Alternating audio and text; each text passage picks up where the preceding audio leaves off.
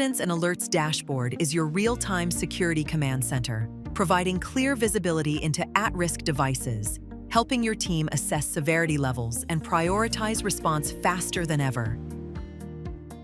Currently, there are 15 incidents, 19 alerts, and below are the 8 devices associated to these alerts. Selecting one critical case shows malware linked to 3 high-severity alerts on a single device, risking data loss or system compromise.